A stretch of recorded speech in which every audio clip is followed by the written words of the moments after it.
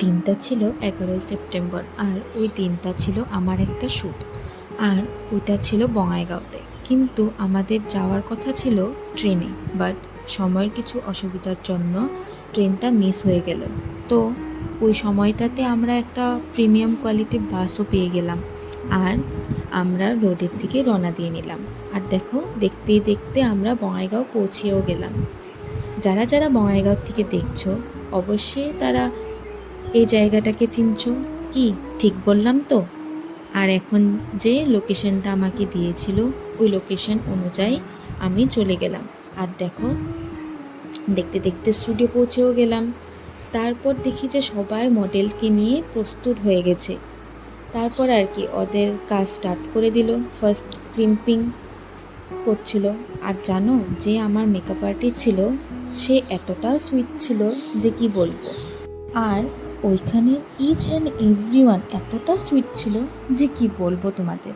আর জানো, ওইখানে গিয়ে নিয়ে আমি নতুন নতুন ফ্রেন্ডসও বানিয়ে নিয়েছি।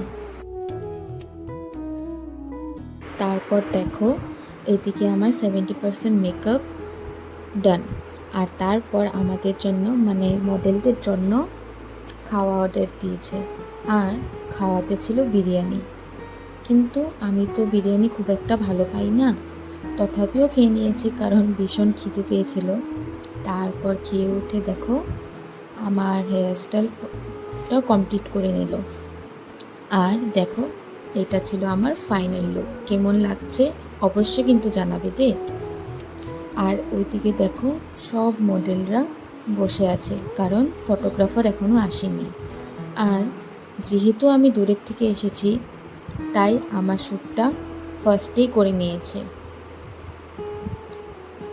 আর শ্যুট কমপ্লিট করে নিয়ে আমি বাড়ির জন্য রওনা দিয়ে নিয়েছি। আর যেহেতু অনেকটা রাত্রি হয়ে গিয়েছিল, তাই কোনো বাস তো পাবো না, তাই আমরা নিউ বঙাইগাঁও স্টেশনে চলে গেলাম। তো আর স্টুডিওটার থেকে ভালো দূরে ছিল, মিনিমাম 20 মিনিটস লাগছিল। আর আমি তো ভয়ে ছিলাম যে সকালের মতন আবার যেন ট্রেনটা মিস না হয়ে যায়। কিন্তু যখন টিকিট সেন্টারে গেলাম আর জিজ্ঞাসা করলাম যে ট্রেনটা কোন প্ল্যাটফর্মে আসবে, তখন বলল ট্রেনটা লেট আছে। আর কি বলবো, বেকার এতটা দৌড়াদৌড়ি করে আসলাম।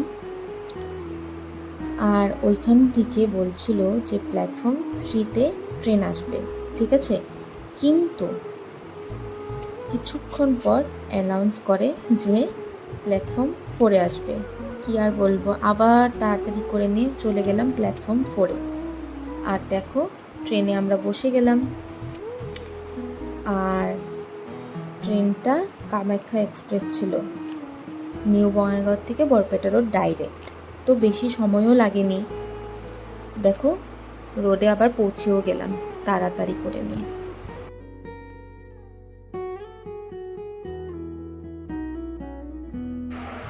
আর এখন স্টেশন থেকে একটা পিলপিলি নিয়ে নিলাম। আর যাওয়ার পথে একটা ফাস্টফুড স্টলে দাঁড়িয়ে আমার আর মার জন্য এগ রোল নিয়ে নিলাম। তারপর দেখো, বাড়ি পৌঁছে গেলাম। আর এটাই ছিল আজকের video. Thank you for watching. By.